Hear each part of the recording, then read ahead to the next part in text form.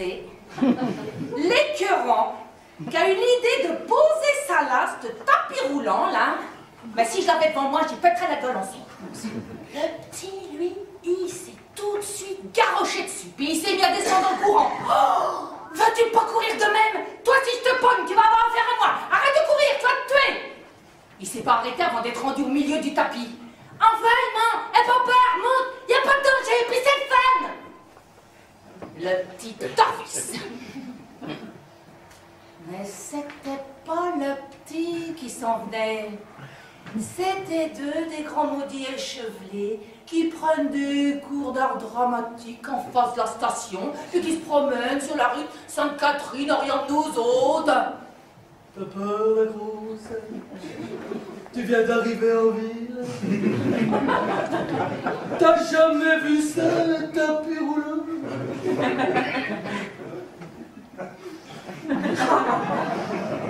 Les petits calvinistes. Les deux écurants s'en sont donnés à cœur joie. As-tu vu si elle est grosse, la grosse torche? Combien vous pesez, même chose? 2 tonnes sur votre corset? On lui dit que sa robe était prise dans la craque de ses fesses tout à l'heure, sur le tapis roulant?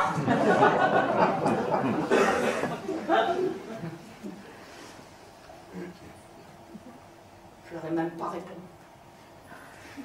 J'avais assez honte. J'ai sorti mon compact, puis mon rouge à lèvres. Le petit a commencé par rire, puis s'arrêtait d'un coup. Pourquoi qu'ils disent des affaires de même, hein? Parce que je suis grosse, tabarnak. Parce que je suis grosse. Mon rêve, ce serait de rester enfermée toute seule chez nous, devant la télévision, sans miroir nulle part dans la maison, puis de manger tant que je voudrais. Toutes les chips que je voudrais manger, toutes les peanuts que je voudrais manger, tous les Pepsi que je voudrais boire. Si tu continues, je vais fermer la télévision chez le docteur, puis tu pourras pas voir Patof. Il s'est fermé la gueule, bam! Remarquez, je l'aurais pas fait, parce que je manquerais pas Patof pour tout leur temps. Je suis arrivée une des premières chez le docteur. Il y en avait juste 5 en avant de moi. Il y avait Madame Touchette, puis Mme Brouillette, qui était encore en train de lire un comique de monstre. Salut, Mme Cadieux. Venez vous assurer ici que je vous conte les dernières aventures de Frankenstein. Elle sait que je déteste ça, ces histoires-là. Puis elle fait toujours exprès pour me montrer le portrait d'un vampire ou d'un monstre. Elle trouve ça bien drôle. Plus il y a de sang, plus elle rit. Elle m'a déjà montré des images laides à donner mal au cœur à un cochon, Vera. Oh. Il y a 2 religieuses qui ont fait leur apparition. C'est simple, je pense que je suis devenue bleu-poudre.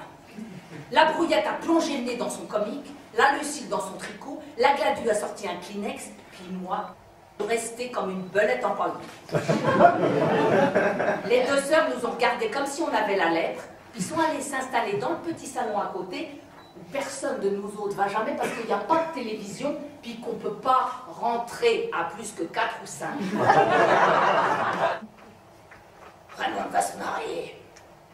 Elle s'en va. Je pensais jamais qu'elle trouvera un prétendant.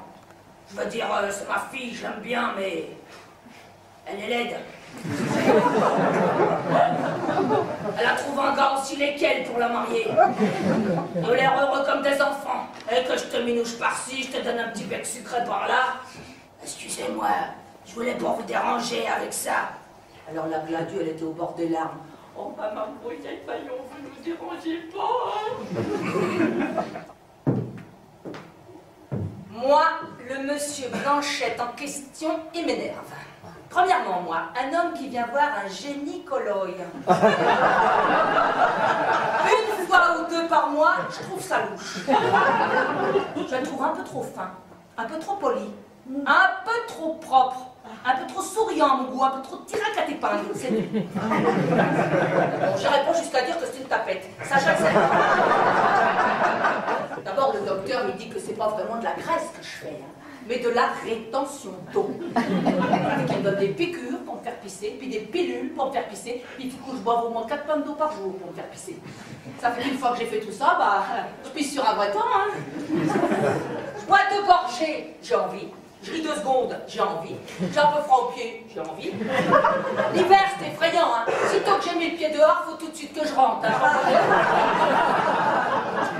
Et puis c'est bien beau, les piqûres, les pilules, pilons, mais en plus de ça, évidemment, il faudrait que je suive un régime. Il faudrait que je reste assis sur les toilettes toute la journée et que mon pite m'apporte une petite branche de céleri de temps en temps. Je suis un être humain, moi, avec, hein. Faut croire qu'il n'y a pas de bon Dieu pour les gros. Sur les entrefaites, une nouvelle est arrivée. Une qu'on n'avait jamais vue avant. Elle a pris le numéro 12, puis elle s'est assise dans la seule chaise qui restait. Elle était enceinte de 14 mois, je pense. J'avais jamais vu ça. Elle s'est tout de suite rendue compte qu'on la regardait avec des grands yeux. C'est effrayant, hein? Les docteurs ont jamais vu ça. Une maigre sèche comme moi, avec un si gros ventre, mais il paraît que le petit est normal. Pour moi, j'ai des jumeaux ou des trios, puis ils veulent pas me le dire. Comment vous vous appelez donc, vous? Armande Tardif. Je suis veuve. Et Louis a tiré le clou. Il a traversé la planche de bord en bord, puis il est venu se planter dans le front de mon mari. Mme Gladu, que je voyais pâlir à vue d'œil, s'est écrasée à terre, comme une morte sans connaissance. C'est drôle, hein? À chaque fois que je compte cette histoire-là, il y a toujours quelqu'un qui tombe sans connaissance. Monsieur Blanchette s'est jeté sur elle, Lucille est allée mouiller quelques Kleenex dans les toilettes, les sœurs se sont amenées attirées par le malheur, je suppose. Il faut appeler un prêtre, immédiatement. Lâchez-moi donc le prêtre tranquille, elle n'est pas à l'article de la mort. Comment pouvez-vous le savoir, vous, madame? Elle me l'a dit, avant de tomber sans connaissance. Ma brouillette, je tombe sans connaissance, mais je ne suis pas à l'article de la mort. Ne faites pas venir un prêtre. Et vous, ma soeur, allez vous rasseoir. Récitez une petite douzaine de rosaires, ça va peut-être monter quelques âmes du purgatoire au ciel. Puis revenez pas.